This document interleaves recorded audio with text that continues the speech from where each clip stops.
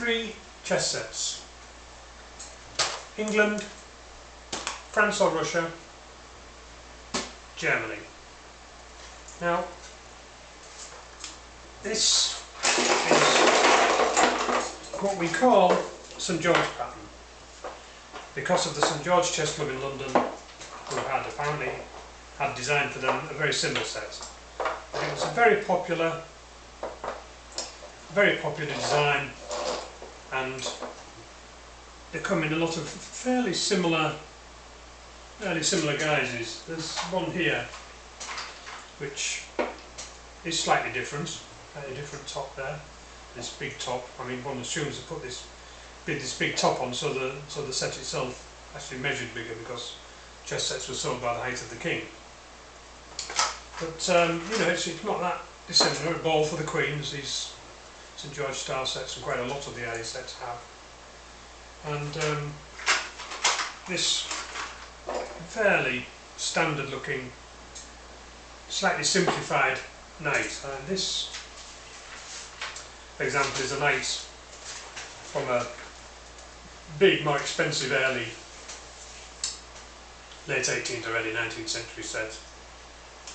And this style of knight was made for many years, and we have here the other pieces from a large set, similar earlier type of sets, certainly before the St George style set came to popular. But you can't deny the similarity between these pieces, even though this is sort of bigger and slightly more elegant, thinner turning on the stems.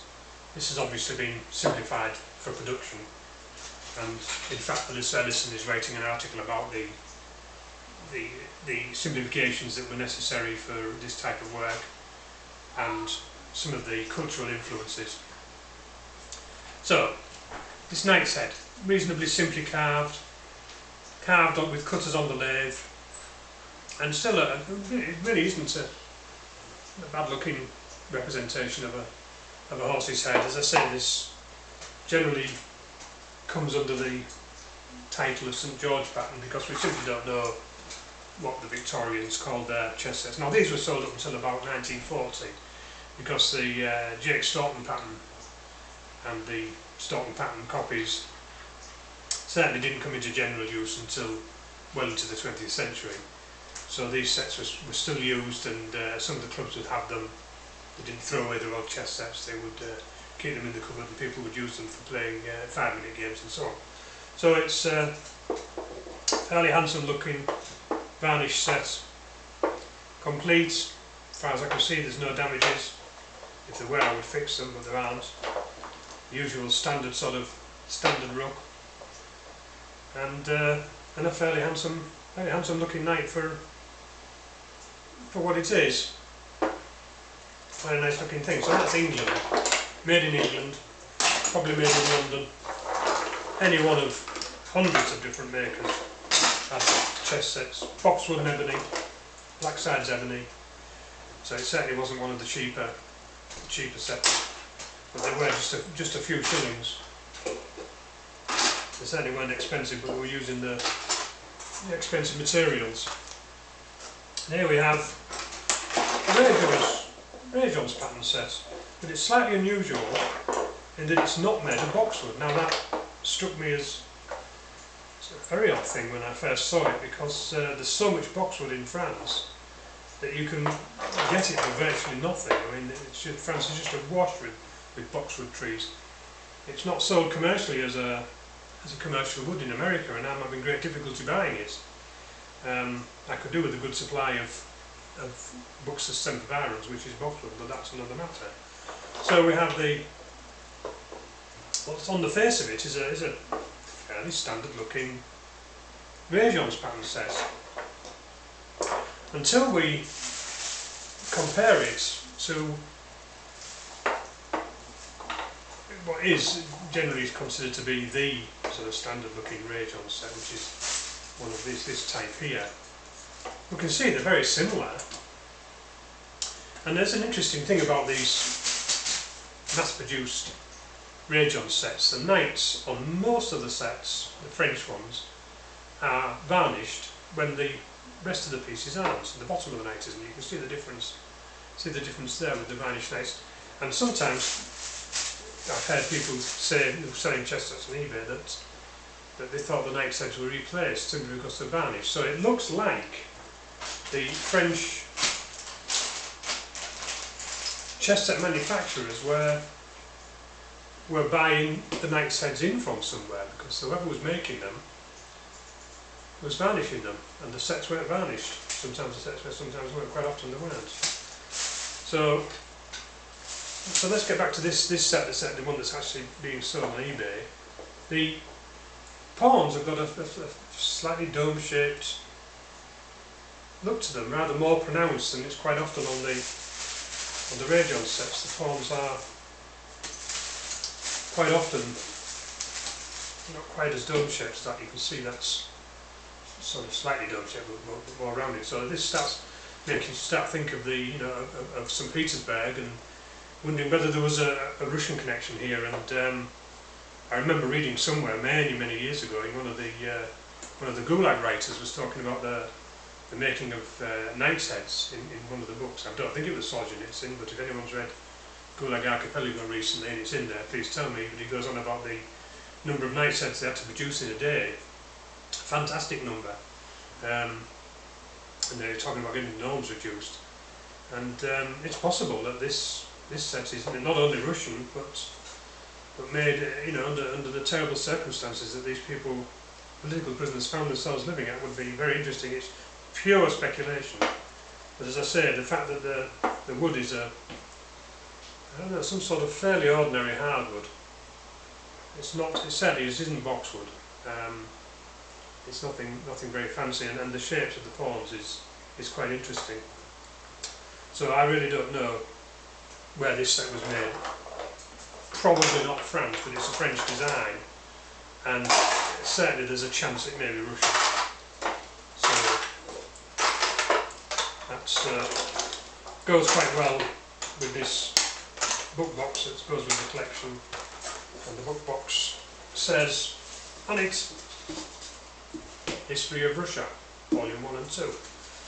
So it's got like a tattoo back on the board inside of it. Now, here's another set. It's a bonus set of what we would normally call Old English plain barleycorn.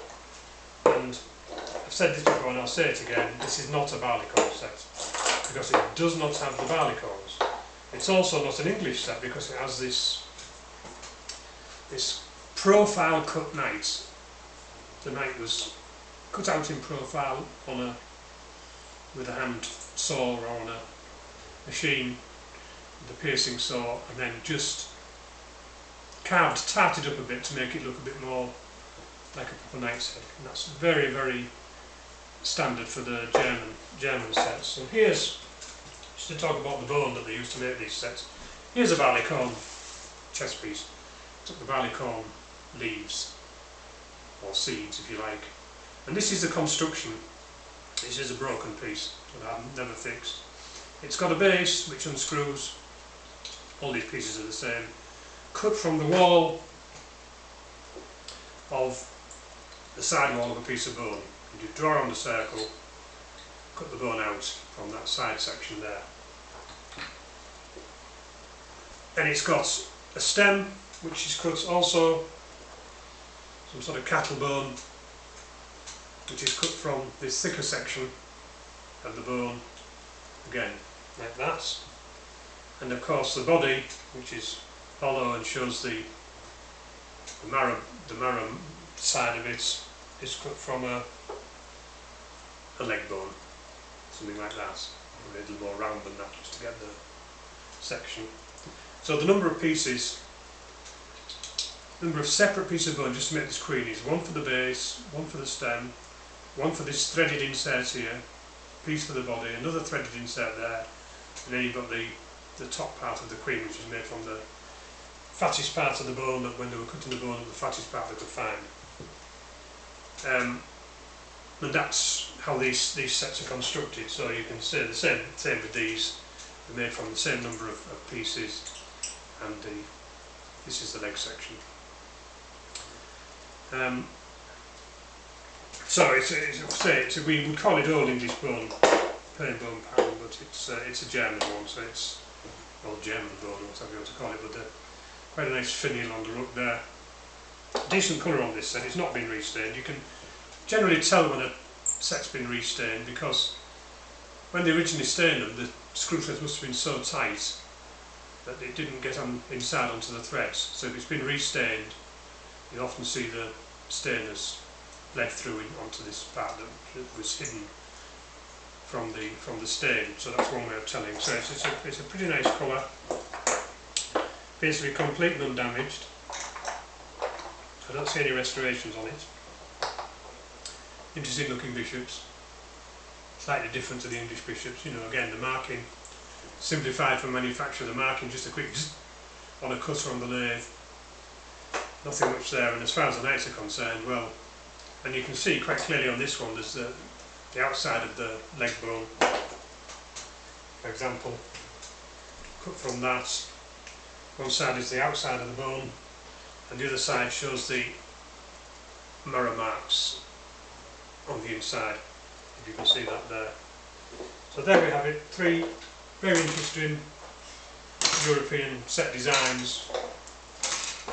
This may be Russian, maybe even more interesting, but there's no way of proving that it was made in the Gulag, or in fact if it was made in Russia at all, but I doubt if it was made in France. I can't imagine the French using anything other than boxwood, because they had so much of it. Thank you.